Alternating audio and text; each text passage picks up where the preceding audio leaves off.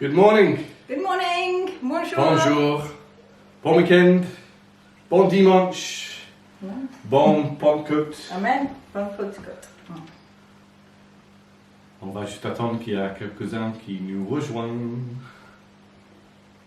So you're recording it on mine, but putting it onto. Brilliant. Okay. Bon, bonjour à tous les amis là où vous soyez. Je sais que la semaine dernière, j'étais contente parce qu'en fait, c'était une erreur. On l'a mis sur mon compte et pas sur le compte CPFR. Et finalement, j'ai eu plein d'amis qui l'ont regardé. Donc cette semaine, on fait pareil. C'est vrai?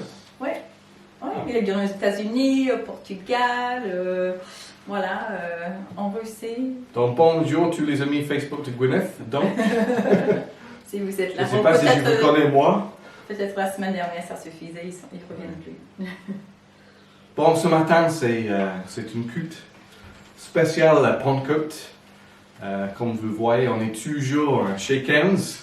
On n'a pas repris pour l'instant les pas pour le chemin pour revenir dans les locaux de l'église. Effectivement, maintenant, on a le droit, mais on n'a pas de l'obligation de faire le culte dans l'église, dans le bâtiment de l'église en tout cas. Mais on a fait un point avec le conseil médical vendredi soir. On a dit qu'il y a deux mots qui priment, prudence et préparation.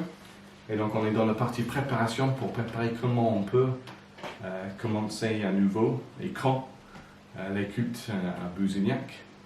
Et jusqu'à là, on va continuer à faire des cultes dans les maisons. Ce week-end, les Raniraca, ils sont en repos. Voilà, bien mérité. Donc vous avez le privilège d'être chez nous. Ouais. Pas que pour la prédication, mais également pour un temps de louange et adoration. Amen. Et donc, nous vous invitons à rentrer dans sa présence avec nous ce matin. Effectivement, chaque fois on vient dans sa présence, c'est un choix. C'est un choix de louer, adorer. Ce n'est pas quelque chose qu'on fait naturellement, par défaut. C'est quelque chose qu'on fait par choix. Et on décide vraiment de donner ce qu'il mérite en entrant dans sa présence avec les instruments, avec les voix, avec les prières. Voilà. Et on peut regarder dehors, on peut regarder, mais vous ne voyez pas, mais il fait super beau. Le ciel est bleu. Ouais. Il n'y a pas un seul nuage. Et quand on habitait en Californie, c'est devenu ennuyant. Tous les jours, on ouvrait les rideaux et on se disait « Oh non, pas encore, le ciel est bleu. » Parce que nous, les Britanniques, on a besoin d'un vrai changement de météo, sinon on se sent complètement dépaysé. Mais c'est vrai qu'avec le Seigneur, le ciel est toujours bleu.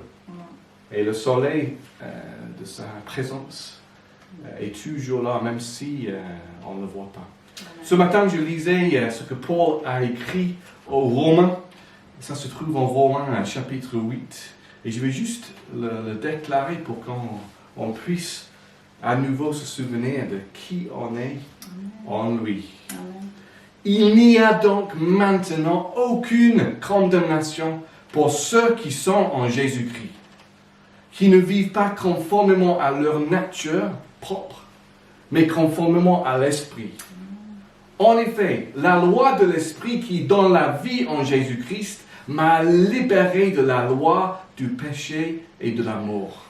Car ce qui était impossible à la loi, parce que la nature humaine le rendait impuissante, Dieu l'a fait.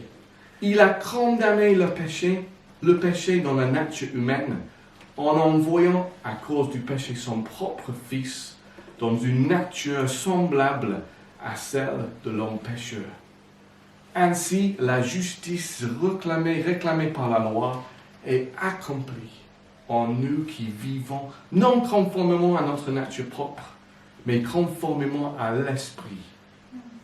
En effet, ceux qui se conforment à leur nature propre se préoccupent des réalités de la nature humaine, tandis que ceux qui se conforment à l'Esprit sont préoccupés par ce qui est de l'Esprit. De fait, la nature humaine tend vers la mort, tandis que l'Esprit tend vers la vie et la paix. En effet, la nature humaine tend à la révolte contre Dieu parce qu'elle ne soumet pas à la loi de Dieu et qu'elle n'en est même pas capable. Or, ceux qui sont animés par la nature propre ne peuvent pas plaire à Dieu. Mais écoutez la suite. Quant à vous, vous n'êtes pas animés par votre nature propre, mais par l'Esprit. Si du moins l'Esprit de Dieu habite en vous, si quelqu'un n'a pas l'Esprit de Christ, il ne lui appartient pas. Et si Christ est en vous, votre corps, il est vrai, est mort à cause du péché, mais votre esprit est vie à cause de la justice. Amen. Et si l'Esprit de celui qui a ressuscité Jésus habite en vous, celui qui a ressuscité Christ rendra aussi la vie à votre corps mortel par son Esprit qui habite en vous. Amen. Bonne nouvelle. Je vais revenir à la fin du chapitre 8.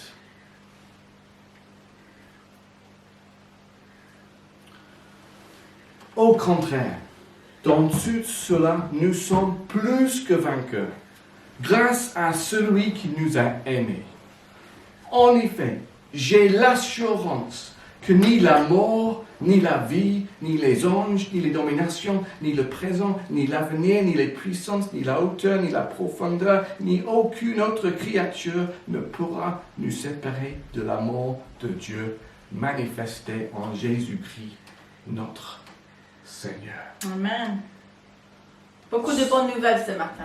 Ce matin, c'est une méditation sur la paix, la grâce. C'est une méditation sur la puissance du Saint-Esprit. On a tous le Saint-Esprit si on croit en Jésus, mais on a quand même besoin de sa puissance pour témoigner, pour être efficace dans la mission qu'il nous donne.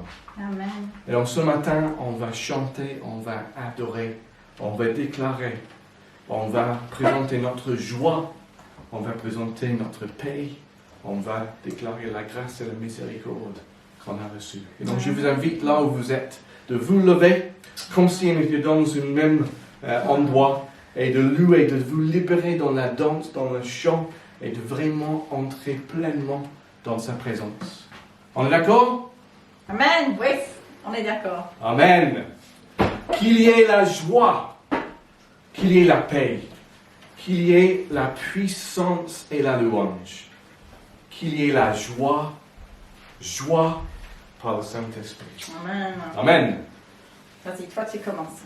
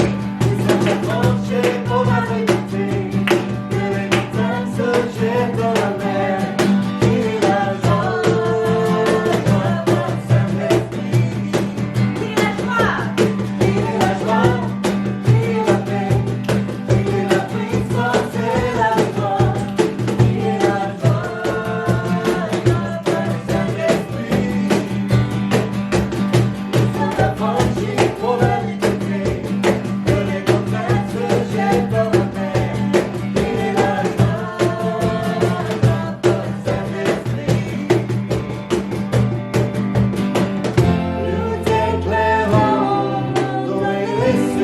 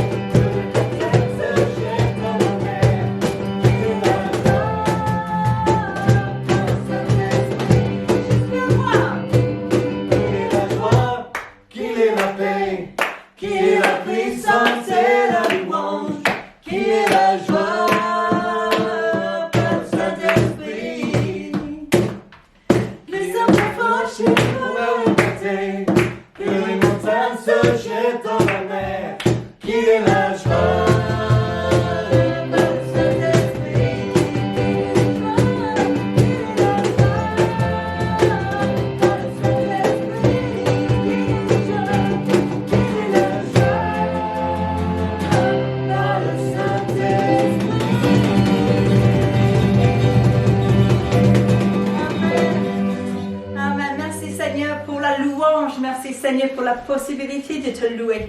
Merci pour le Saint-Esprit avec lequel tu nous as scellés.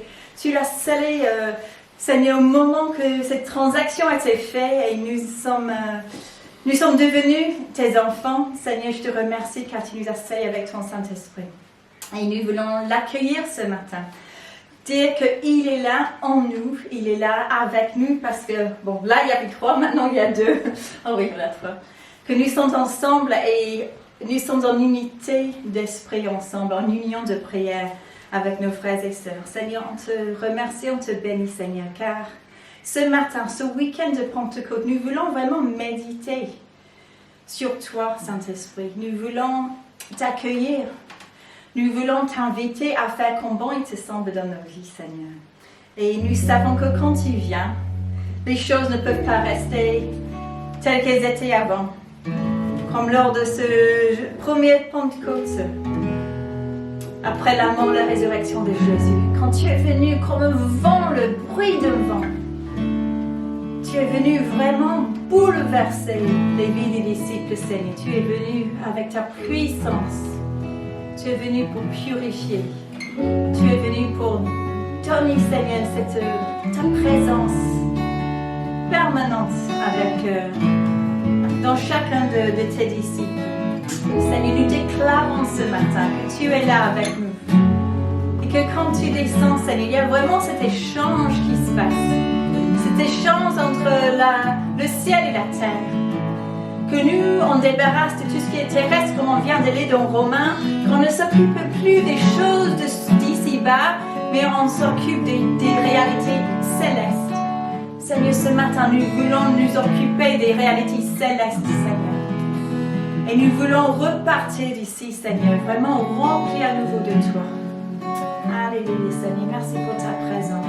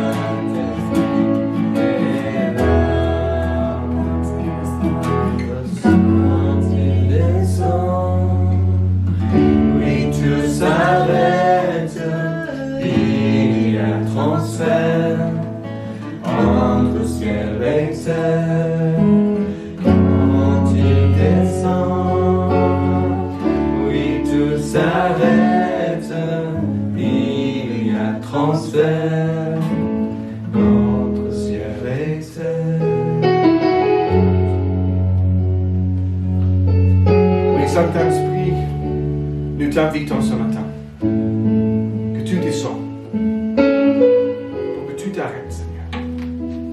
Nous prenons ce temps, ce moment, pour confesser nos péchés.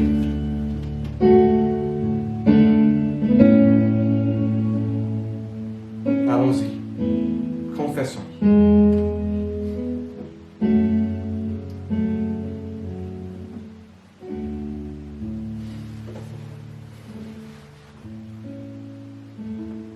Et nous t'invitons de libérer ta puissance qui est en nous. Les maladies s'enfuient si tu es malade ce matin. Laisse le Saint-Esprit te toucher. Les aveugles voient. Si tu es aveugle, mets tes mains sur tes yeux. Ça peut être les yeux physiques, ça peut être les yeux de ton cœur. Que tu laisses le Saint-Esprit te rendre la vie. Les paralytiques sautent de joie si tu as des problèmes dans tes jambes. Reçois le Saint-Esprit. Si tu es sourd, que ce soit physique ou spirituel, que tu laisses le Saint-Esprit agir maintenant au nom de Jésus, par sa puissance qui est en toi.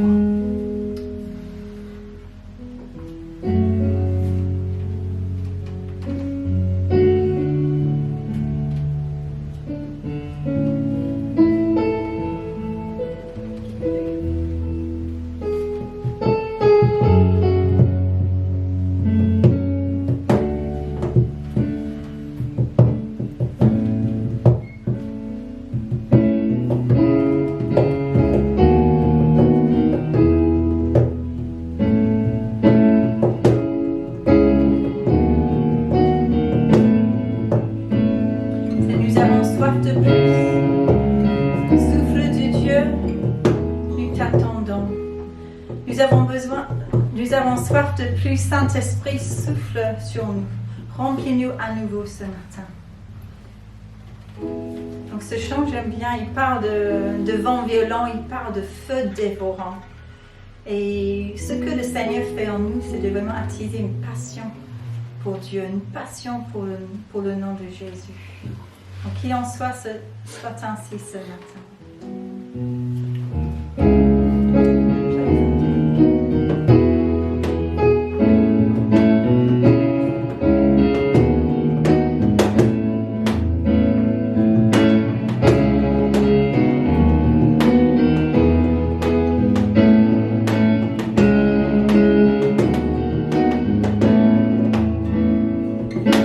Nous avons soif de plus, souffle de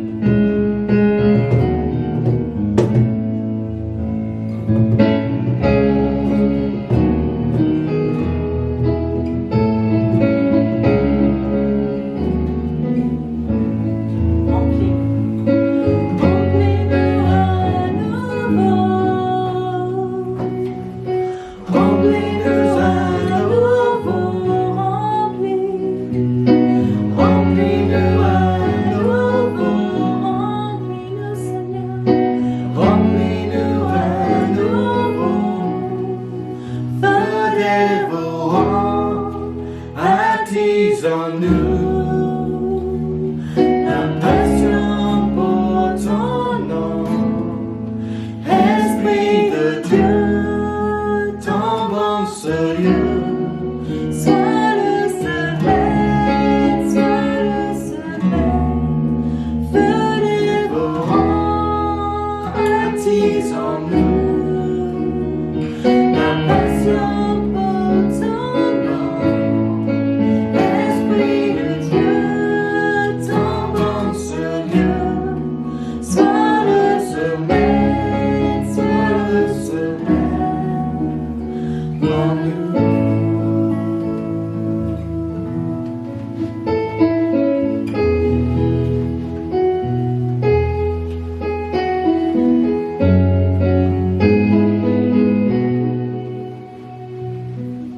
Peut-être ce matin tu es là et tu te dis mais je ne pense pas que j'ai déjà été rempli du Saint-Esprit. Le Seigneur lui promet que si on lui demande le Saint-Esprit, tout comme un bon papa ne va pas donner un scorpion ou si son fils lui demande du poisson, on ne va pas lui donner une pierre si son fils lui demande du pain. Le Seigneur, si tu demandes le Saint-Esprit, le Seigneur, il va te donner son Saint-Esprit. Seigneur, on te demande ce matin que tu viennes quand tu veux. Seigneur, nous ne voulons pas mettre aucune limite sur toi. Nous ne voulons pas, Seigneur, faire un peu de place dans nos vies. Mais comme on vient de chanter, sois le seul maître, que c'est toi qui décides, Seigneur. C'est toi qui remplis, c'est toi qui nous utilises là et comment tu veux. C'est toi qui choisis avec quoi tu vas, avec comment tu vas nous transformer aujourd'hui. Les choses que tu veux mettre sur ta lumière, des choses qui ne te plaisent pas, des choses qui t'attristent, que tu veux brûler, que tu veux consommer à ton feu dévorant, afin que nous aussi on soit consommés de la passion pour toi, la passion de ton nom, la passion de te faire connaître. Alléluia Seigneur, Saint-Esprit, tu es merveilleux, nous t'adorons en esprit, en vérité ce matin. Alléluia, merci Jésus, Alléluia.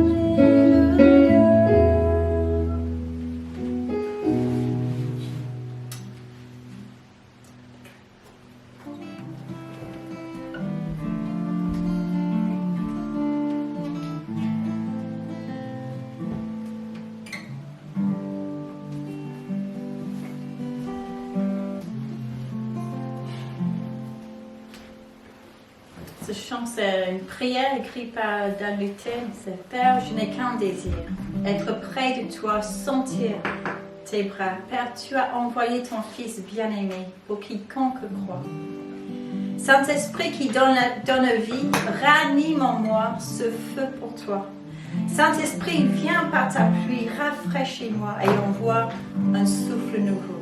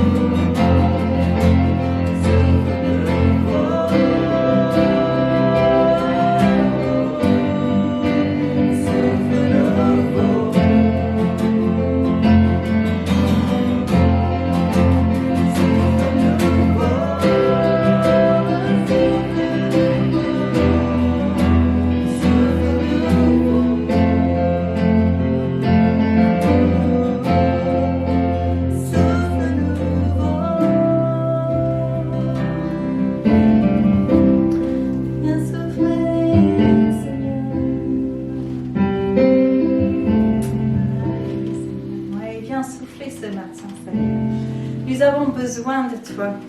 Nous avons besoin de toi, Seigneur, comme une terre sèche, aride, comme un biche qui soupire après de l'eau, Seigneur.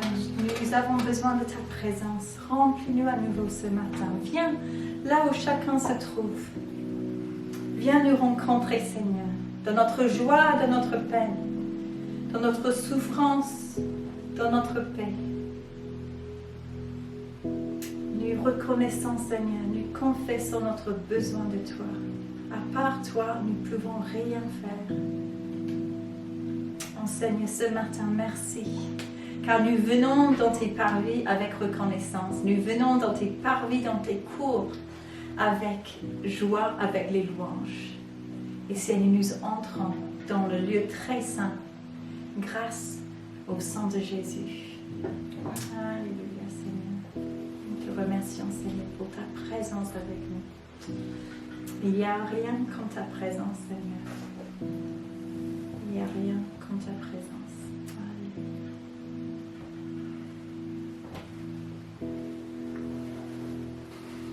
Amen. Je vous invite à fermer tes yeux. Je t'invite à rester dans sa présence et de déposer les fardeaux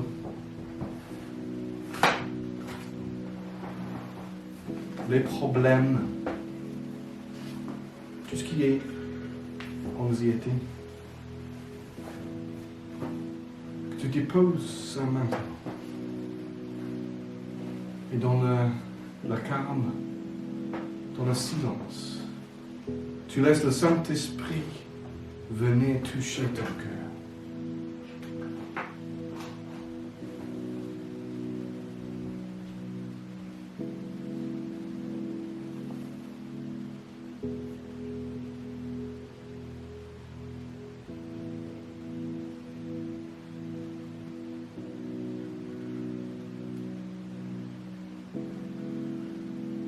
Amen.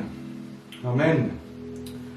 Week-end de Pentecôte, peut-être lundi de Pentecôte pour certains d'entre nous. Ce n'est plus un jour chômé, même si c'est toujours un jour férié. Mais ce n'est pas l'importance. L'important, c'est de se souvenir que c'est 50 jours depuis le jour de résurrection. Et de se souvenir que pendant ces 50 jours, les 40 premiers, Jésus, il a passé du temps avec plus que 500 personnes pour montrer définitivement qu'il était ressuscité, il était en vie. Et je relisais récemment l'histoire de Lazare, du fils de Jairus. Et ils étaient ressuscités aussi. Mais ils étaient ressuscités pour vivre juste un petit peu plus. Parce qu'à la suite, ils se sont morts. Mais Jésus était ressuscité à la vie éternelle. Et il était le premier donc à être ressuscité entre les morts, parce que c'était le seul qui était ressuscité à cette vie éternelle à laquelle il nous invite. Et il savait, Jésus, il savait que toute seule, même avec toutes ses paroles, les disciples n'arriveraient pas. Et donc il a dit quoi? Il a dit, attends à Jérusalem, jusqu'à vous être revêtus de la puissance de l'homme. C'est toi qui prêches ce matin, alors, d'un coup? Tu as appliqué... C'est Gwyneth qui prêche. Voilà. Je vais me taire. Non, c'est bien. Tu as bien commencé. Non, comme ça, je suis... Donc, ce dimanche de Pentecôte, c'est Gwyneth qui va porter la parole. Juste avant, quelques annonces. Donc, comme je disais au départ, pour ceux qui étaient déjà connectés, on ne va pas reprendre le chemin pour les bâtiments de l'église tout de suite. On est en train d'une phase qui s'appelle les 2 P, prudence et préparation.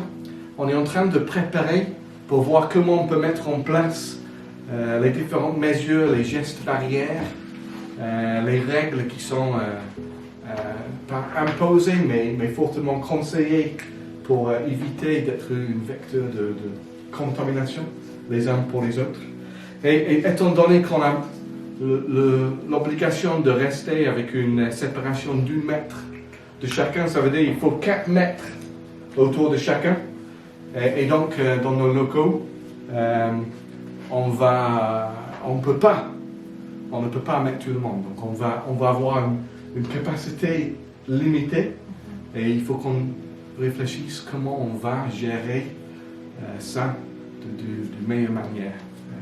Donc il y a une équipe qui travaille toutes ces questions pratiques et en même temps, en fait les deux autres, moi j'ai soif ce matin, j'ai soif spirituellement et physiquement.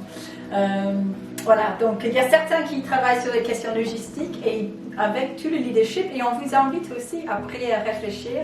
J'ai déjà eu une proposition très intéressante hier de la part d'un frère qui propose son jardin pour qu'on se réunisse. Je me suis dit, en fait, voilà, c'est le moment d'être vraiment attentif. Qu'est-ce que l'Esprit est en train de dire à l'Église? Qu'est-ce que l'Esprit de Dieu est en train de dire à l'Église? Bon, c'est toi qui fais les annonces, finalement. Non, on échange, mais on travaille bien ensemble. C'est parce que tu n'étais pas là à cette partie de la réunion, donc j'ai voulu faire un retour, tu vois. D'accord. Voilà. Donc, on va bientôt prendre le chemin pour les locaux, dans une manière qu'on va expliquer dans les jours, dans les semaines qui viennent. On n'est pas pressé.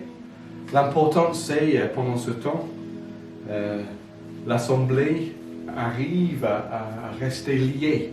Et donc, c'est très important ça. J'avais dit au départ à Gwyneth que j'aimerais que chacun soit contacté chaque jour par quelqu'un dans l'église. Et on me dit, mais c'est impossible. On n'arrivera pas. Tu sais combien de temps ça va prendre? Et donc, on dit, mais ok, on va déléguer ça, on va prendre une équipe. Et effectivement, il y a peut-être plusieurs personnes qui sont chargées de prendre contact les uns avec les autres. J'espère que tu as été contacté dans ces derniers temps. Mais sinon, si vous êtes vraiment avec le sentiment d'être à l'écart, c'est vraiment important de se reconnecter. Oui. Donc déjà suivre le culte, c'est une moyenne. Mais pas que, vous pouvez nous contacter, vous pouvez demander de faire partie du WhatsApp. J'arrive même plus à suivre, ça passe tellement vite. Il y a tellement de gens qui partagent des choses qui sont extraordinaires. Ce matin, j'avais une amie d'Angleterre qui a partagé Amazing Grace. Je l'ai partagé hier. Gwyneth donc elle a lu avant moi. Dans 50 pays qui étaient touchés par la Covid, les gens qui chantent Amazing Grace ensemble, ça m'a vraiment touché. Et donc, si vous avez une chanson, vous avez une parole, si vous avez un témoignage, il ne faut pas hésiter à la partager. On a partagé les vidéos? Oui, et donc même ce matin, je n'ai pas encore regardé, mais il y a la bénédiction, le chant qu'on a chanté là en anglais, mais ça existe maintenant aussi en français, version française. Ah oui? Donc c'est sur notre page Facebook et puis je vais partager aussi après sur WhatsApp. Donc restez connectés. Si tu es un peu à l'écart, revenez te reconnecter. Oui. Si tu n'as pas de WhatsApp, cherchez WhatsApp. Si tu n'as pas de WhatsApp, demandez à faire partie de l'email. Et recevez comme ça les nouvelles, les mises à jour, les encouragements des uns des autres. Les vidéos de Eunice, ils sont extraordinaires. Oui. Il faut les regarder, c'est pour les enfants, mais on est tous enfants à cœur. Ouais, voilà. Donc, on a besoin tous de ça. Merci Eunice. Les partages de l'or pour les enfants. Oui. Pareil, nous sommes tous enfants, on peut tous en profiter, mais surtout pour nos enfants. Et je ne sais pas si tu as vu, excusez-moi, mais je pense que c'est par rapport aux enfants justement.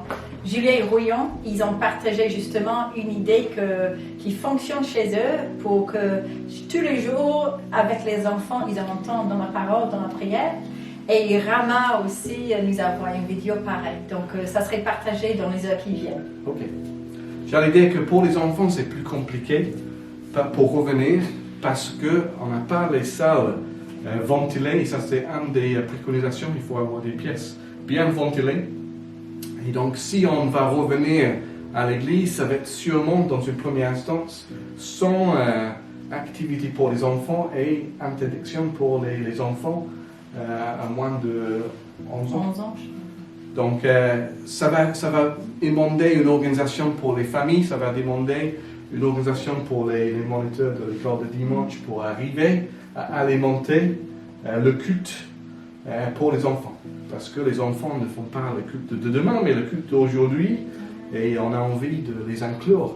Mais avec les contraintes, ça va être différent. Et ça ramène, je pense, et ça a été encore, j'ai entendu ça plusieurs fois aujourd'hui, cette semaine même, de la part d'autres pasteurs, qu'on a tous l'impression, enfin, mais c'est même pas l'impression, on veut vraiment encourager chaque foyer. Là où il y a les parents avec les enfants, je veux vous encourager justement de passer ce temps avec vos enfants, parce que les mois, les semaines, les mois passent, et l'école de dimanche n'est pas le seul vecteur. Les enfants sont, en tant que parents, notre objectif principal, c'est de les montrer Jésus et de partager la parole, les encourager dans leur vie de disciples aussi. Amen. Amen. Donc cette semaine, on va continuer avec la réunion de prière qui est toujours décalée par rapport à nos horaires habituels. Donc c'est 18h30. C'est toujours le même numéro de Skype. Non, c'est pas de Skype, c'est un 01, call en ligne. Bon, voilà. Gwyneth va rappeler ça demain. Mercredi, on continue avec les études bibliques, donc c'est toujours Éphésiens. On est maintenant à la fin du chapitre 4. On était moins nombreux la semaine dernière. Je me demande si on commence à s'épuiser, mais je vous encourage vraiment à rester fidèle à ça. Je sais que les problèmes de Wi-Fi, c'est pas évident, mais c'était mieux la semaine dernière. Donc de notre côté, je pense que notre Wi-Fi marche un peu mieux. J'espère que c'est le cas pour vous aussi. Et donc on peut être une douzaine de foyers en même temps, comme c'était le cas avant. Et maintenant, place à la parole. Donc je vous invite à prier. Mettez vos mains, étendez vos mains, et Seigneur, nous prions. Que tu remplis Gwyneth avec le Saint-Esprit. Que tu mets ton onction sur elle, Seigneur. Au nom de Jésus, maintenant. Viens, Saint-Esprit. Viens toucher. Que ces paroles soient tes paroles. Au nom de Jésus. Et que tu libères ta puissance qui est en elle pour faire immesurablement plus de tout ce qu'on demande ou imagine. Au nom de Jésus. Amen. Amen. Bon, je suis vraiment dans la joie d'être avec vous ce matin et voilà, que vous fassiez partie de la Renaissance ou que vous êtes ailleurs. Bonjour. Alors, ce matin, est-ce que vous avez la possibilité d'avoir un stylo, ton calepin, ton iPad, un stylo, voilà, ton téléphone avec toi, parce que tu auras besoin de faire, c'est une petite piste de trésor ce matin. Alors, si vous connaissez Pete et moi, vous allez savoir qu'on aime beaucoup les jeux de mots, on aime bien les quiz.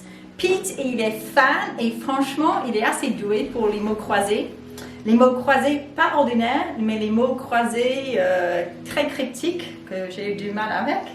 Moi, j'aime bien tout ce qui est quiz, j'aime beaucoup tout ce qui est poésie, tout ça. Et aujourd'hui, vous allez faire avec nous donc une piste de trésor où vous allez trouver les mots qui commencent par la lettre P comme Pentecôte. Ok, c'est bon? Toi, tu fais Aiden? Vous faites chez vous? C'est bon, promis? Ok. Alors, les P de la Pentecôte. Et il y en avait tellement. Toute la semaine, j'ai médité sur le sujet du Saint-Esprit. J'avais fait toute une longue liste et je n'ai pas le temps ce matin de partager tout avec vous. Donc, je vais juste partager quelques essentiels. Et peut-être à une date ultérieure, on aura l'occasion de continuer. Alors, ces P de la Pentecôte sont les P qui décrivent la personne et l'œuvre du Saint-Esprit. Donc, comme Pete a dit, Pentecôte, on se trouve à 50 jours après Pâques. Et comme pour tous les Pâques, à l'époque de Jésus, les Juifs se trouvaient à Jérusalem. Pourquoi? Parce que la fête de Pâques, c'était la célébration où ils célébraient la libération de captivité en Égypte. Et c'était une miraculeuse échappée vers la mer Rouge. Et la fête de la Pentecôte, ou le Shavuot, pour les Juifs, c'était une fête 50 jours après. Et ça rappelle le moment où, sur le mont Sinaï, les Israélites recevaient la loi.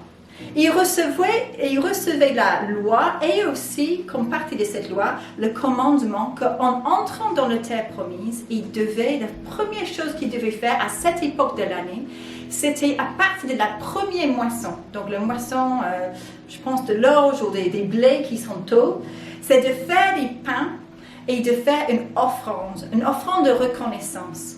Et c'est un peu une offrande, Seigneur, nous avons ces prémices, nous avons ces premières moissons, mais nous attendons une plus grande moisson plus tard dans la saison. Et cette fête, c'était très important pour les Juifs, parce que ça rappelait qu'ils ont été libérés de captivité, et maintenant, parce que Dieu a dit, je vous ai sauvés de l'esclavage, pas pour tourner en rond dans le désert, mais je vous ai sauvés de l'esclavage pour entrer dans la terre promise. Et quand vous serez dans la terre promise, je vais continuer à être celui qui vous donne la provision pour cette nouvelle vie. Donc le Seigneur nous libère de la captivité, il nous donne la provision. Et donc, dans l'esprit des Juifs, les fêtes de Pâques et de Pentecôte étaient très liées. Vraiment, le symbole qui sous-tend la fête de la Pentecôte, c'est que si Dieu, dans sa toute-puissance, il est capable de libérer ces milliers et des milliers de personnes de l'esclavage en Égypte, combien de plus il avait la possibilité de pourvoir pour eux pour la nouvelle vie. Donc il y a beaucoup de parallèles qui commencent à se pointer pour nous aussi. Donc la Pentecôte dont nous lisons l'histoire ce matin, dans Actes chapitre 2, parle d'une toute autre moisson. On ne parle pas du blé, du pain ce matin, mais on parle d'une moisson d'âme. Et ce premier Pentecôte où le Saint-Esprit a été envoyé, c'était vraiment une moisson d'âme. Est-ce que quelqu'un sait combien de personnes étaient sauvées ce premier jour? Tu sais, Aiden? 300. On ajoute un zéro. 3000 hommes. Ouais, il y avait 3000 hommes. On n'a même pas compté les femmes ou les enfants qui étaient là. Donc, nous avons Pâques, nous avons Pentecôte. Et entre les deux, et je remercie le Seigneur d'habiter en France parce que nos jours fériés nous aident à comprendre l'histoire. Entre Pâques et Pentecôte, nous avons quelle fête? L'Ascension. Oui, super, l'Ascension. Jésus, il est monté au ciel, il est retourné au ciel. Et il est parti au ciel en donnant une mission à ses disciples. Cette mission, c'est écrit en Matthieu 28, c'est le fait de faire des disciples de toutes les nations, de les enseigner, de les baptiser. Mais pour accomplir cette mission, il a aussi fait une promesse. Et les deux sont inséparables, la mission, le projet et la promesse. Et comme Pete a dit tout à l'heure, il a dit aux disciples, allez, prenez les vacances. Non, c'est pas ça? Qu'est-ce qu'il a dit? Attendez à Jérusalem. Attendez à Jérusalem afin qu'ils reçoivent la puissance. Donc justement, lisons Actes chapitre 1, verset 8. Dit, Acte 1, verset 8. Vous recevrez une puissance lorsque le Saint-Esprit viendra sur vous, et vous serez mes témoins à Jérusalem, dans toute la Judée, dans la Samarie et jusqu'aux extrémités de la terre. Jérusalem, Judée, Samarie et jusqu'aux extrémités de la terre. Et donc la venue du Saint-Esprit, c'est l'accomplissement de la promesse de Jésus. Et cette promesse qui était même prophétisée des centaines d'années auparavant par le prophète Joël, qui a dit que je répandrai mon esprit sur toute chair, les vieux, les jeunes, ceux d'entre nous qui sont au milieu, sur les hommes, sur les femmes et sur les enfants. Alléluia. Comme Pete il a dit, nous ne pouvons pas accomplir le projet, la mission, sans la promesse. Et cette promesse est la personne de Dieu, le Saint-Esprit.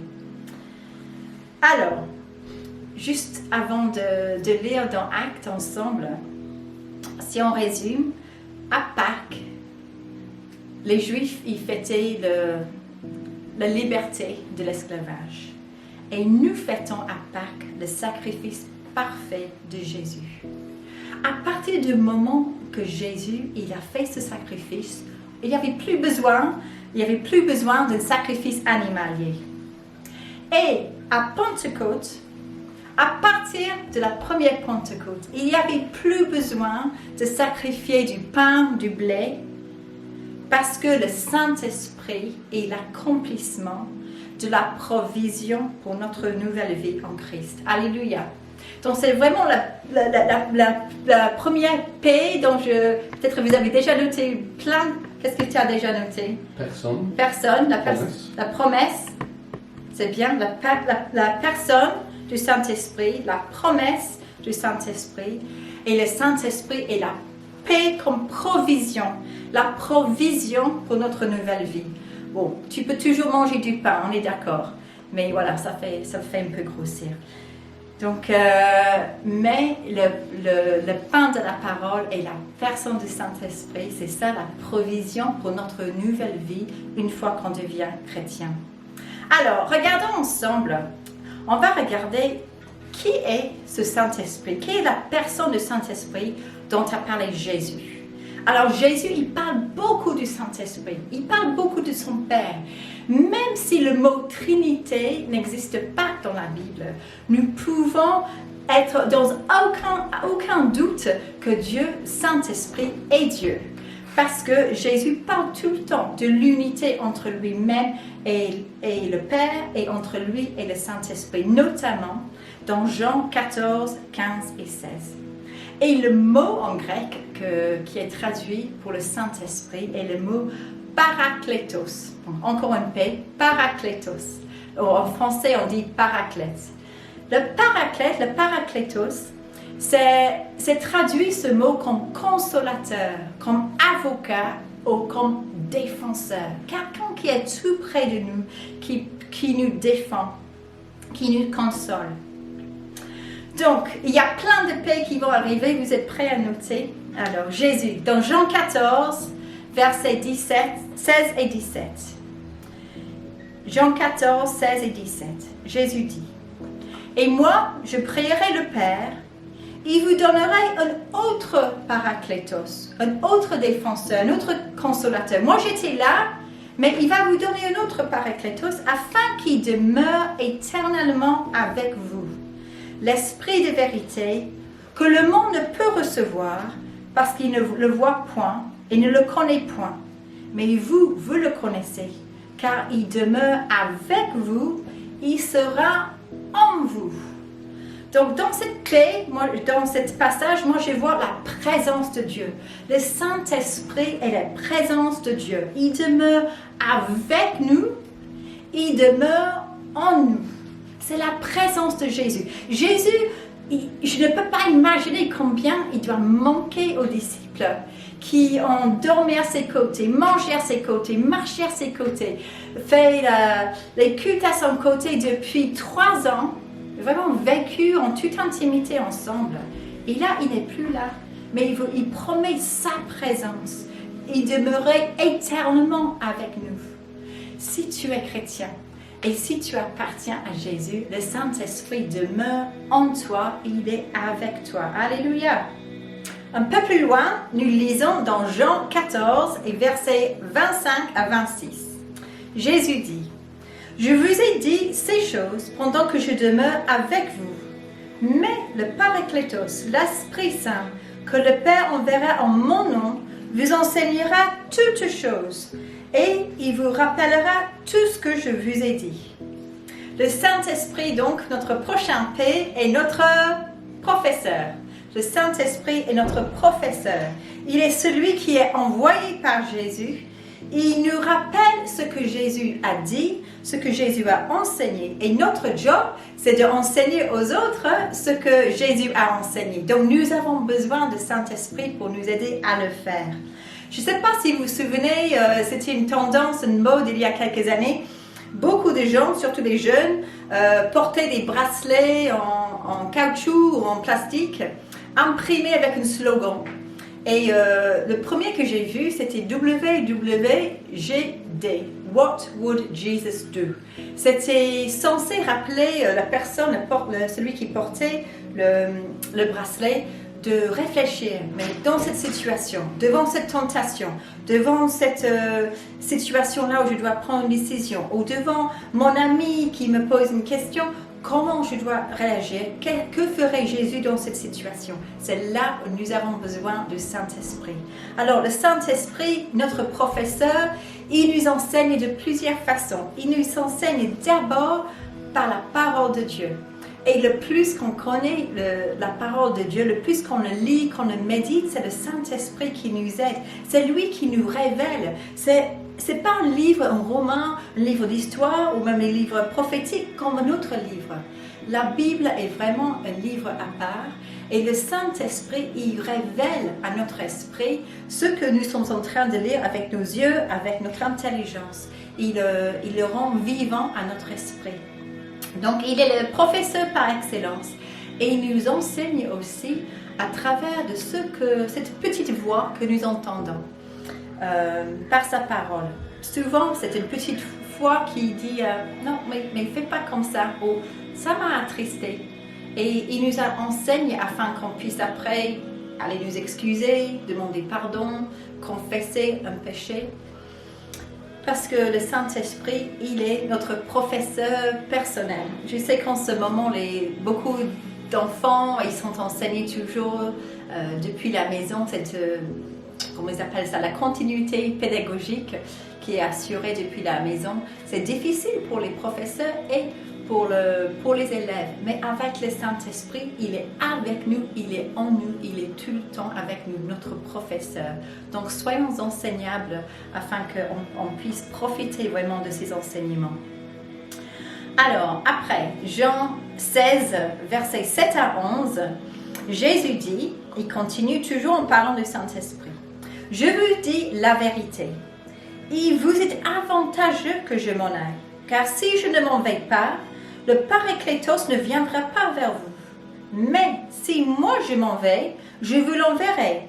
Et quand il sera venu, il convaincra le monde en ce qui concerne le péché, la justice et le jugement. » Donc Jésus, il était là physiquement présent en Palestine, 1er siècle, mais il est reparti au ciel et maintenant il est à la droite de son Père. Mais du fait qu'il a envoyé son Saint-Esprit, ça veut dire que maintenant le même travail continue. C'est ce travail du Saint-Esprit de nous convaincre du péché. Ce n'est pas notre job, et je souligne pour moi-même, de convaincre les autres de leur péché. Ce n'est pas notre job de juger les autres. C'est le Saint-Esprit qui fait ce travail. Amen. Il convainc le monde du péché. Et s'il n'était pas venu, si Jésus n'était pas ressuscité et s'il n'y avait pas l'ascension, s'il était toujours, je ne sais pas, s'il était toujours confiné dans une zone géographique, comment nous, on aurait pu répondre à l'évangile? Gloire à Dieu pour le Saint-Esprit, gloire à Dieu pour le fait que Jésus est reparti auprès de son Père, parce que maintenant, le Saint-Esprit qui est répandu sur toute chair, il nous convainc de notre besoin de Jésus. Amen. Et juste le dernier verset qu'on va regarder avant de passer à Acte 2, ça se trouve dans Jean 16 et versets 13 à 14. Jésus continue. Jean 16, 13 à 14. Quand le Paraklétos sera venu, l'Esprit de vérité, il vous conduira dans toute la vérité, car il ne parlera pas de lui-même. Il dira tout ce qu'il aura entendu, et il vous annoncera les choses à venir. Il me glorifiera, parce qu'il prendra de ce qui est à moi, et il vous l'annoncera. Tout ce que le Père est à moi. C'est pourquoi j'ai dit qu'il prend de ce qui est à moi et qu'il vous l'annoncera. Donc là, on trouve un double P. Jésus est le porte-parole de Jésus, le porte-parole du Père. Ce que dit le Père, c'est Jésus qui l'a incarné, qui l'a enseigné. Et ce qu'enseigne, ce qu'il pense, le Père et Jésus, c'est le Saint-Esprit qui le communique à nous. Amen. Nous n'avons pas besoin de rester en se disant, mais que dirait Jésus, comment savoir? Nous avons la parole de Dieu et nous avons en sorte le Saint-Esprit qui est la porte-parole de Jésus. Alors, on ne peut pas laisser passer ce jour de Pentecôte sans lire ensemble Acte 2. Acte 2. Donc, on va juste lire ce matin les 4 premiers versets. Quand le jour de la Pentecôte arriva, ils étaient tous ensemble au même endroit. Et tout à coup, il vint du ciel un bruit comme celui d'un vent violent, qui remplit toute la maison où ils étaient assis. Des langues qui semblaient de feu leur apparurent, séparées les unes des autres, et elles se posèrent sur chacun d'eux. Ils furent tous remplis du Saint-Esprit. Ils se mirent à parler en d'autres langues, comme l'Esprit leur donnait de s'exprimer. Vous vous souvenez, au début, on avait dit que les disciples, donc, ils sont tous réunis après l'Ascension.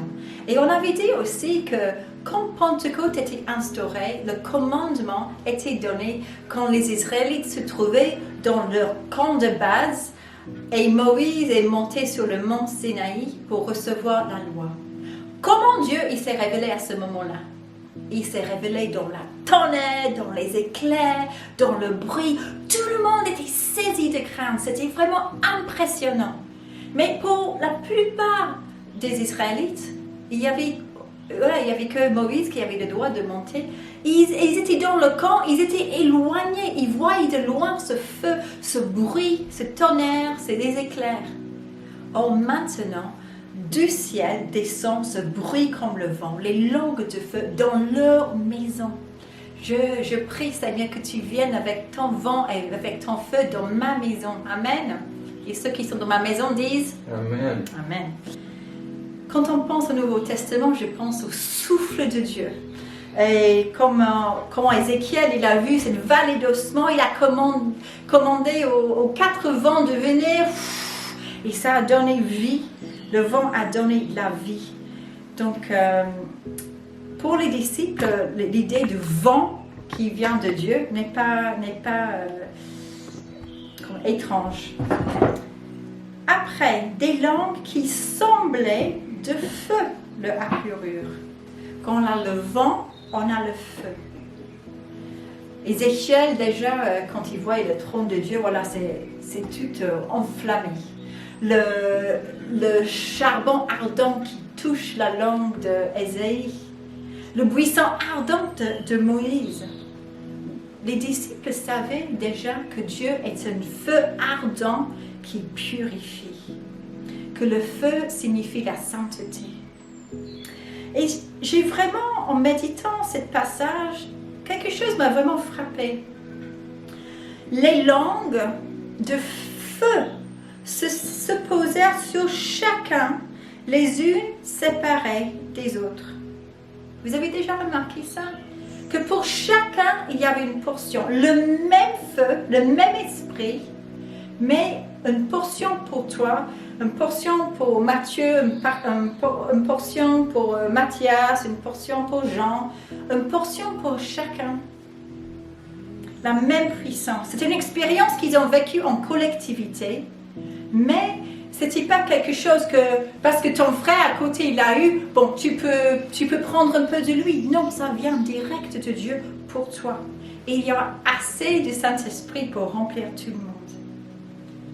Alors, ça m'a marqué que Luc, il a dit, tous étaient remplis du Saint-Esprit. Comment ils ont su qu'ils étaient remplis? Bon, on sait quand on mange trop, qu'on est rempli, on n'arrive plus à bouger. Voilà, et ça c'est pas bien. Excès de table, c'est un péché. Mais, c'est pas comme une question de faire le plein de gasoil et être plein de l'esprit. Quand ils étaient remplis de l'esprit, qu'est-ce qui se passait? Il y avait une sortie. Et la sortie, c'était de parler dans d'autres langues. Donc, ces autres langues, pourquoi ils parlaient dans d'autres langues? Parce qu'il y avait les pèlerins qui venaient de tous les pays où ils étaient en diaspora juif. Et ils étaient là pour entendre les merveilles de Dieu dans leur propre langue. Les apôtres, ils avaient déjà reçu le Saint-Esprit. Jésus, il a soufflé sur eux dans Jean chapitre 20, 22, 23. Comme pour signer, je pense, le travail de régénération en eux. Il est ressuscité, il a soufflé sur eux, il a dit « Reçois ma paix, reçois mon Saint-Esprit ». Mais là, ils sont en train d'être remplis. Pourquoi? Pour se sentir bon? Pour se sentir bien? Non. Ils sont en train d'être remplis pour une mission. Vous vous souvenez, la promesse et la mission, ils vont ensemble. L'Esprit, on lit dans chapitre 2 de Actes et verset 4. Ils furent tous remplis du Saint-Esprit, ils se mirent à parler dans d'autres langues, comme l'Esprit leur donnait de s'exprimer. C'était pas « Ah, moi je vais parler la langue des Mèdes et moi je veux parler la langue de Cappadocie ». C'était pas ça. C'était comme le Saint-Esprit décidé. C'est lui le boss. Et je pense que l'autre chose que j'aimerais juste souligner dans ce passage, c'est que tout à coup, il vint du ciel. Les disciples, ils ont déjà l'habitude peut-être de regarder le ciel. Il y a 10 jours, ils ont regardé jusqu'à ce que Jésus ne soit plus visible. Pourquoi vous regardez? Il va revenir de la même façon. Ils ont cette attente, ils regardent vers le ciel, ils louent le Seigneur. Et moi, j'aime bien quand nous, on est dans la louange, qu'on lève la tête, qu'on soit dans cette attitude d'attente aussi. Les yeux levés, les mains levées. Il y avait cet échange entre le ciel et la terre. Comme à Noël, quand Jésus est descendu. À la Pâque, un échange entre la terre et le ciel. À l'ascension, quand Jésus est monté, et maintenant un échange à la Pentecôte, quand quelqu'un qui est céleste descend ici sur la terre terrestre. Voilà. Alors, le Saint-Esprit, il est la présence de Dieu avec nous. Il est la promesse de Jésus pour nous. Il est notre professeur. Il est le porte-parole de Jésus. Il convainc du péché. Et il a aussi la puissance. Alors, on ne va pas lire tout ce passage. Vous connaissez déjà peut-être, et si vous ne le connaissez pas, et déjà si vous le connaissez, je vous encourage à le relire, tout le chapitre 2. Car qu'est-ce qu'on voit? On voit le fruit de la puissance. On voit le fruit de la puissance dans les disciples et notamment dans notre ami Pierre. Comment ne pas aimer Pierre? Parce qu'on voit, je pense en Pierre, quelque chose de chacun d'entre nous. Il est fugueux pour le Seigneur et en même temps, il a été, juste quelques semaines auparavant, et il a nié Jésus. Entre-temps, il a été restauré par Jésus. Et je pense peut-être la semaine prochaine, on va parler plus de ça. Et Pierre, qui est un pécheur, voilà, il est un pécheur, il n'a pas été à une grande école rabbinique traditionnelle, il était au pied du maître Jésus, le plus grand de tous les rabbins. Alors, Pierre, il a été rempli du Saint-Esprit, il parle dans notre langue et puis il commence à prêcher. La puissance de Dieu le remplit pour annoncer l'évangile. Et c'est quoi l'évangile qu'il annonce? C'est pas une « Ah, viens Jésus, tu vas recevoir ce truc et ça sent vraiment bon. » Non, c'est « Reviens à Dieu, repentez-vous, reconnaissant que c'est le Saint-Esprit, que c'est Jésus le Messie que vous avez crucifié. » Il dit en verset 36 « Que toute la communauté d'Israël sache donc avec certitude que Dieu a fait Seigneur et Messie ce Jésus que vous avez crucifié. » Il montre le doigt. Maintenant, qu'est-ce que vous allez faire, Israélites? Vous, Juifs qui m'écoutez, qu'est-ce que vous allez faire avec ça? Donc, il a cette puissance, il n'a plus peur. Il a cette puissance qui bannit vraiment la peur. Et il y a une puissance pour annoncer l'évangile. Il y a une puissance, on voit dans chapitre 3, une puissance pour accomplir les miracles.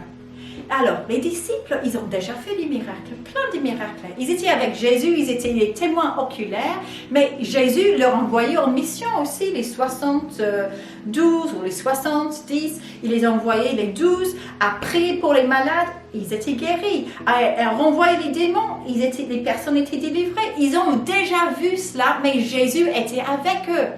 Maintenant, Jésus n'est pas avec eux, physiquement, mais en esprit, il est avec eux, il est en eux. Et pour nous aussi, Jésus est en nous, il est avec nous. Et nous avons justement cette possibilité de vivre la puissance pour annoncer l'évangile, pour annoncer le besoin de la repentance et de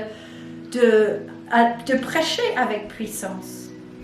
Il donne aussi à l'Église la puissance d'être forte face à la persécution, car la persécution vient très très très rapidement, notamment avec Paul, et on va le voir aussi dans les semaines qui viennent.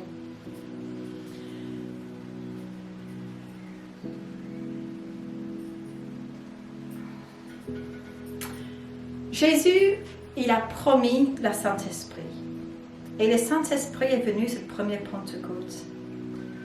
Et une autre chose qu'on voit dans les semaines qui suivent, dans la toute petite église, toute petite, 3000 personnes le premier jour, donc je veux dire la toute jeune église, c'est qu'ils reçoivent le Saint-Esprit les aide à prier. Le Saint-Esprit les aide à prier. Quand l'un des leurs est en prison, ils prient, ils sont libérés. Le Saint-Esprit les aide à prier avec les supplications, avec les louanges. Quel que soit le type de prière, le Saint-Esprit nous aide à prier. Et mes chers amis, c'est pareil pour nous. On a besoin de prier. Pas les prières de routine, pas les prières stériles. Nous avons besoin de demander au Saint-Esprit de prier au travers de nous. Amen. Juste pour revenir à l'idée que Jésus avait dit que le Saint-Esprit sera la porte-parole de Dieu. Je pense à Pierre et Jean, quand en chapitre 4, ils sont arrêtés. En chapitre 5, ils sont arrêtés. En fait, tout le livre des Actes des Apôtres, ou les Actes des Saint-Esprit, ils sont constamment en train d'être arrêtés. Et ils doivent apparaître devant les autorités, ou ils doivent donner un compte de l'évangile, de qui ils sont. Vous vous souvenez que le Saint-Esprit est la porte-parole de Dieu et il promet qu'il va nous donner les paroles à annoncer aussi. Quand on est devant les autorités, quand on est devant quelqu'un, quand on a besoin de savoir est-ce que je donne mon témoignage maintenant, est-ce que je pose une question, le Saint-Esprit est là pour nous aider. Quand tu penses à Pierre avec Cornelius ou aujourd'hui les paroles de connaissance, comment expliquer ça? C'est surnaturel. Il n'y a que le Saint-Esprit qui peut faire ça. Le Saint-Esprit, il nous donne aussi sa paix. Plus que jamais, j'ai eu besoin de recevoir la paix. J'aime beaucoup quand Jésus il dit à ses disciples, reçois ma paix. Si on veut vraiment vivre dans cette paix, il faut marcher par l'Esprit. Pete, il a lu tout au début de Romains 8. On marche selon la chair, selon nos inquiétudes, selon nos anxiétés. On va marcher sur le péché, ça mène à la mort. Mais la vie de l'Esprit mène à la paix, à la joie, à la vie. Amen. Et donc, je vous encourage ce matin à marcher par l'Esprit et à marcher dans la paix. Le Saint-Esprit, il nous donne vraiment tout dont on a besoin pour vivre comme chrétien, pour vivre comme disciples de Jésus-Christ. Tout comme les Israélites, ils disaient, Seigneur, voici le pain que j'ai fait avec mes premiers blés, ma première moisson. Seigneur, je veux te dire que je reconnais que tu es capable de me donner tout dont j'ai besoin pour être disciple de Jésus. Tout dont on a besoin pour être disciple de Jésus. Et ce travail demande à ce qu'on soit continuellement rempli du Saint-Esprit. Comme Paul, il nous exhorte en Éphésiens 5, 18. Soyez continuellement remplis du Saint-Esprit. Et je veux le dernier passage que je veux lire dans Actes 5, c'est encore une œuvre du Saint-Esprit, ce qui nous ramène au feu, et c'est le travail de la purification. Le Saint-Esprit, il est saint. On ne peut pas l'inviter juste dans une pièce de notre vie, mais pas dans le reste. On ne peut pas l'inviter, je ne sais pas, dans nos choix éthiques, mais après on va tricher aux impôts. On ne peut pas l'inviter, oui, on peut le louer, mais après ne pas l'inviter dans notre vie sexuelle. On a besoin d'être intègre et le Saint-Esprit, son travail en nous, est de nous purifier. Et si vous lisez dans Actes 5, nous lisons l'histoire de Ananias et Saphira. Ils ont menti, ils ont comploté. Alors, si vous ne connaissez pas l'histoire, très brièvement, ils ont vendu un champ. Et à cette époque-là, tout le monde vendait tout et ils mettaient tout en commun afin d'aider les orphelins, aider les veufs, aider tous ceux qui étaient dans le besoin. Et ils s'occupaient vraiment des réalités célestes, mais ici-bas, si vous voyez ce que je veux dire. Et en fait, Ananias et Saphira, ils avaient vendu un champ. Mais ils ont dit, oui, voici le prix qu'on a eu pour le champ. Mais ils ont gardé une partie pour eux-mêmes. Je ne pense pas que garder une partie pour eux-mêmes, c'est un péché. Le péché était le fait de mentir. Et de mentir non seulement aux hommes, mais de mentir à Dieu, de mentir au Saint-Esprit. Et le monsieur, il vient au début, c'est lui qui dit, oui, c'est le prix qu'on a eu. Il donne l'argent et il tombe raide mort. Et il lui retire son corps, ils vont l'enterrer, et entre-temps, sa femme revient pour voir les disciples, sans doute heureuse, parce qu'elle avait vendu son champ, elle avait une offrande, a proposé quelque chose pour faire partir du club. Et finalement, on lit Pierre qui dit « Comment avez-vous pu vous mettre d'accord pour provoquer l'Esprit du Seigneur? Ceux qui ont enterré ton mari sont à la porte et ils vont t'emporter toi aussi. » Elle tomba immédiatement aux pieds de l'apôtre et expira. Quand les jeunes gens rentrèrent, ils la trouvèrent morte et l'emportèrent pour l'enterrer à côté de son mari. Et une grande crainte s'empara de toute l'Église et de tous ceux qui apprirent ces événements. Une grande crainte, c'est normal. C'est notre réaction aussi, ça doit être notre réaction. On devait avoir cette crainte de Dieu car il est saint. On ne peut pas avoir un pied dedans et un pied dehors. On ne peut pas dire oui mais faire autrement. Le Saint-Esprit, il est saint. Et juste pour terminer, cette fête de Pentecôte parlait justement de la moisson. Et la moisson, les prémices d'une plus grande moisson à venir, de la provision de Dieu pour la vie dans la terre promise. Et quelle est notre moisson? Vers quelle moisson sommes-nous appelés? Nous sommes appelés dans la moisson des âmes. Nous sommes appelés maintenant. C'est des saisons, il y a une urgence pour nous de recevoir le Saint-Esprit afin d'avoir cette plénitude, afin d'avoir cette puissance de prêcher l'Évangile, de témoigner auprès de notre famille, auprès de nos amis, auprès de nos collègues, avec persévérance. Parfois, voilà, on prêche et 3000 sont sauvés. Mais la persévérance, le Saint-Esprit, quand on est découragé, il est notre consolateur, le Paraclétos. Il vient, il nous relève, il dit, allez, ce n'est pas encore fini. C'est encore un travail du Saint-Esprit.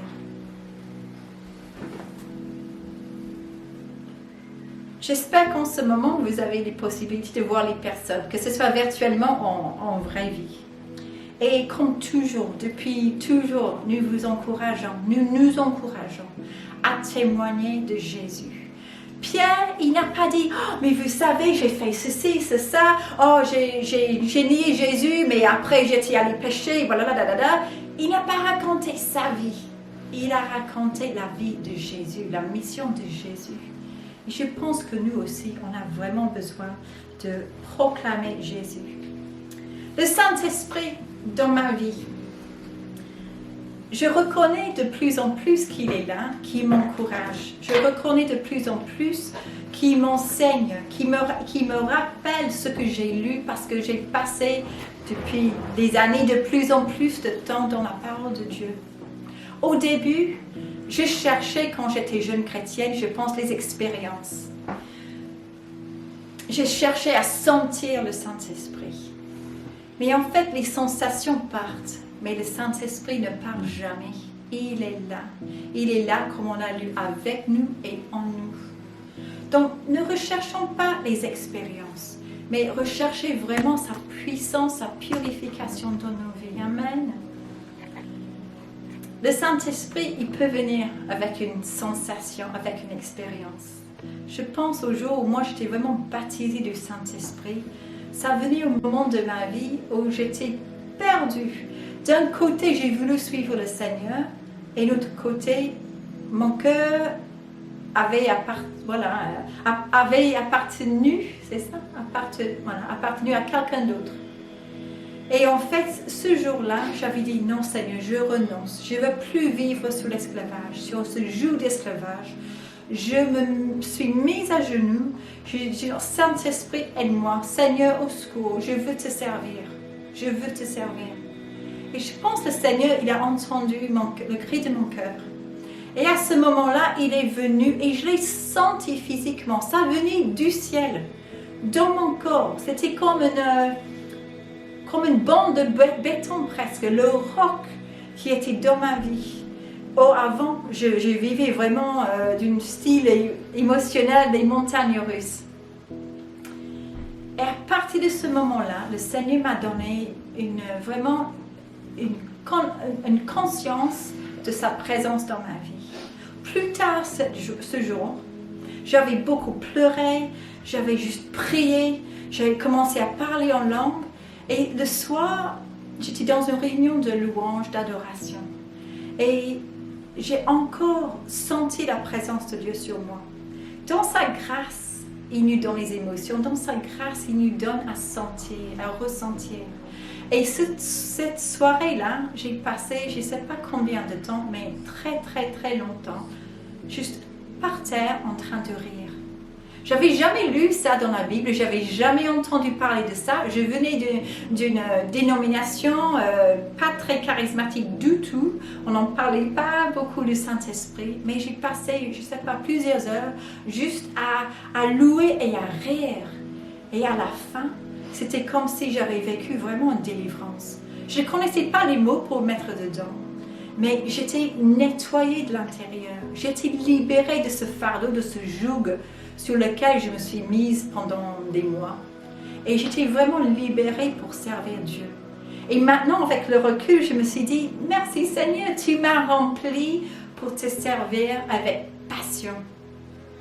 On a chanté ce mot plusieurs fois. Donne-nous une passion pour ton nom, une passion pour ton projet, une passion pour la mission, Seigneur. On n'est pas là pour tourner en rond, tourner dans le désert. On est là pour entrer dans la terre promise. Le Seigneur est là avec nous. Il nous accompagne, il nous remplit. Et nous avons tous besoin d'être remplis du Saint-Esprit. Alors, qu'est-ce que vous avez noté comme Pete? Tu as plein de mots là. Qu'est-ce que j'ai noté moi? J'ai personne. Voilà, la personne du Saint-Esprit. Projet. Le projet de Dieu ou la mission de Dieu. Promesse. Voilà, le Saint-Esprit est la promesse de Dieu. Provision. Amen. Il est notre provision pour notre nouvelle vie. Parakletos. Parakletos, donc celui qui est notre défenseur, consolateur. Présence. Il est la présence de Dieu avec nous, en nous. Professeur. Il est notre professeur. Porte-parole. Il est la porte-parole de Dieu. prophétique, Voilà, il est prophétique. purificateur, Voilà, le purificateur, il nous purifie. puissance, Il nous donne la puissance pour témoigner. prière, Amen. Il donne la possibilité de prier. paix, Il nous donne sa paix. rempli, Rempli, non? Plénitude. Ça, c'est le mot. Rempli, c'est la plénitude. On ne manque de rien. Il est notre bon berger. Alléluia. persévérance. Amen. Et la persévérance. Super. Bon, ça fait plein de paix. Le Saint-Esprit, on ne peut pas le contenir dans une petite prédication.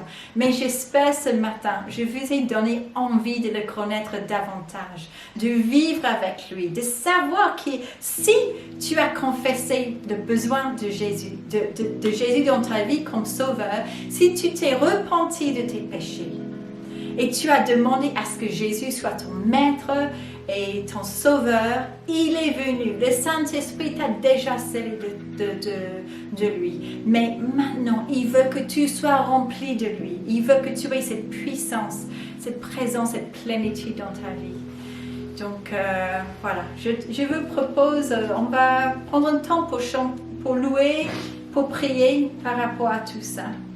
Que le Saint-Esprit nous remplisse et que cette saison de la Renaissance soit une saison de moisson, vraiment une moisson des âmes. Amen. Vous êtes d'accord? Être des outils utiles entre les mains de Dieu. Alléluia. Merci Gwyneth, je ne sais pas pour vous, mais c'était très bien. C'est Bon encouragé. travail. C'est bien. J'ai cru comprendre qu'il y avait quelques difficultés pour certaines personnes à suivre. Nous prions de nous excuser à nouveau. On est en train de faire l'enregistrement pour YouTube, donc vous avez la possibilité de rattraper avec YouTube à partir probablement de demain matin. J'ai vu aussi que Roselyne a dit qu'André ne va pas très bien, qu'il y a une douleur dans l'œil gauche. Et donc je propose qu'on prie. On va chanter en même temps, mais on va prier pour André. On a chanté tout à l'heure. On a chanté que les aveugles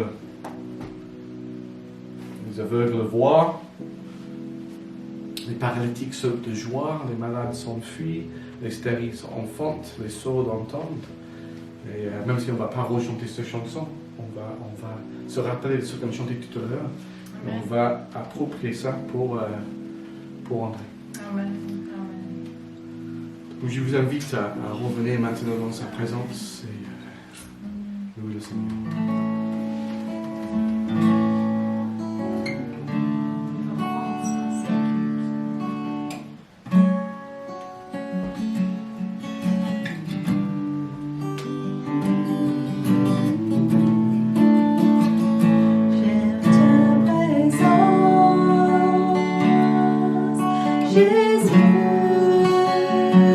J'aime ta présence, mon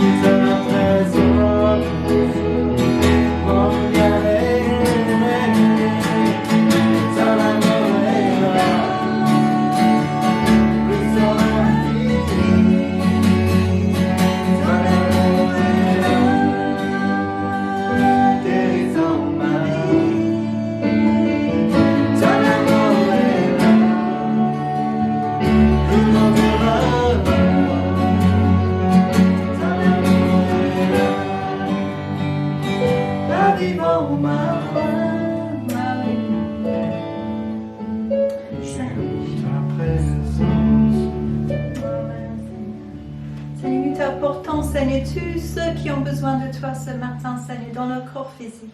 Seigneur, nous prions pour André, Seigneur, que tu le libères de cette douleur. Nous prions à ce que tu sois avec lui et en lui, Seigneur, que tu le remplisses à nouveau. Seigneur, nous prions pour Dominique Jean, Seigneur, qui, après, voilà, cette tumeur au cerveau, Seigneur, que tu continues à le guérir, à le toucher, Seigneur, que ta présence, ta paix soit avec lui. Seigneur, pour Dominique, le gendre de Martine aussi, Seigneur, que tu sois avec lui, Seigneur, que tu continues à le remplir. Seigneur, nous prions pour nous-mêmes aussi. Nous avons besoin de toi. Nous confessons notre besoin de toi, Seigneur. Nous te remercions pour ta présence. Nous te remercions pour la plénitude, pour la vie en abondance que tu nous donnes. Nous te remercions pour la possibilité de prier, de parler avec notre Seigneur Jésus, avec notre Papa Céleste. Nous te remercions pour tout ton ministère dans nos vies, Saint-Esprit.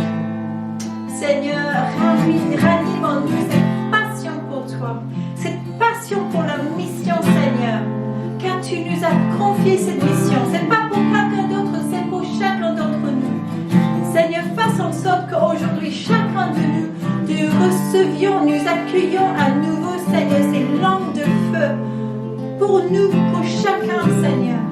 Le même esprit, mais des dons différents.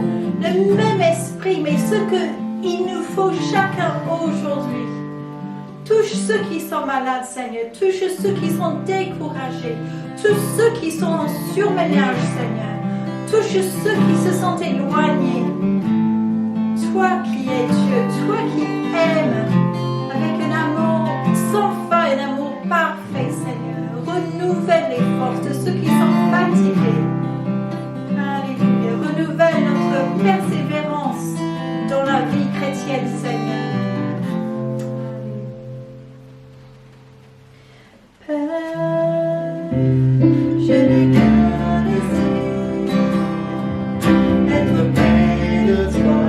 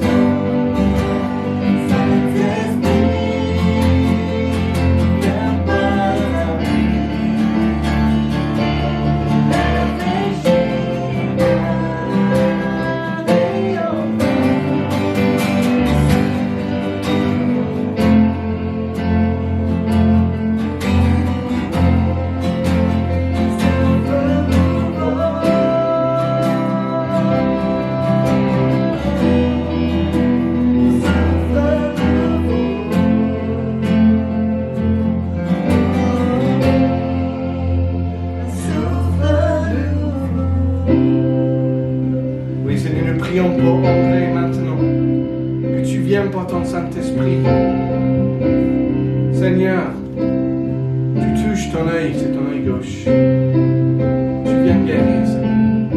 Tu enlèves le douleur. Nous prions au nom de Jésus. Tu libères la puissance que tu as mis en entrée. Que tu touches ton cœur, Seigneur. Seigneur, nous prions pour tous ceux qui écoutent ou qui vont écouter. Qu'aujourd'hui, ce week-end, demain, ça va être une journée de renouvellement, de rafraîchissement. Que tu sais, paix dont tu as parlé, Gwyneth, ça redevienne réalité pour chacun de nous. Seigneur, je prie pour tous ceux qui ont reçu le souffle de Jésus pour être sauvés, le souffle de Jean 20, mais ils n'ont pas encore reçu le souffle du vent qui vient de l'eau pour habiller avec la puissance. Seigneur, je prie pour ce baptême du Saint-Esprit.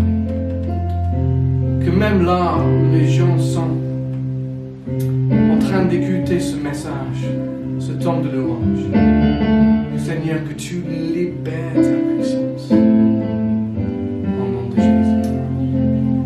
Au nom de Jésus. En Jean 14, quand Gwyneth a parlé de notre conseiller, notre avocat qui va venir, le mot c'est allos. Et il y a deux mots. Il y a deux mots pour autre grec. Allos et hétéros. Allos veut dire un autre mais la même. Hétéros veut dire un autre mais différent. Et souvent on pense que le Saint-Esprit est différent de Jésus. Mais il n'est pas. C'est une autre personne, la même, allos. Quant à moi, je prie le Père, il vous donnera un autre défenseur, un autre paraclétos, un autre conseiller, un autre allos.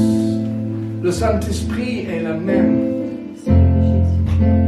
Et donc, Seigneur, nous prions pour cette paraclète que tu nous envoies, que tu nous as envoyé, que tu nous remplis à nouveau, continuellement, avec sa puissance, afin qu'il reste éternellement avec nous. Amen. Au nom de Jésus. Amen. Peut-être ce matin, tu as un dîme, une offrande que tu veux partager. On n'a pas le panier pour le faire physiquement, mais on va le faire spirituellement. Ça fait partie de notre louange et adoration. C'est pour se rappeler que c'est Dieu notre source.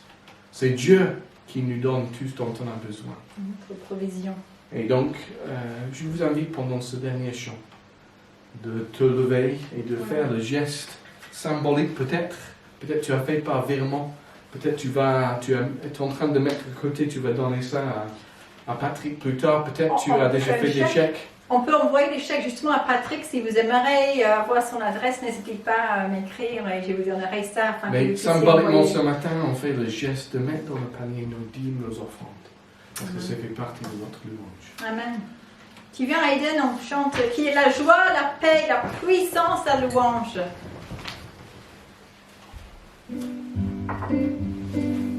Merci de votre patience ce matin.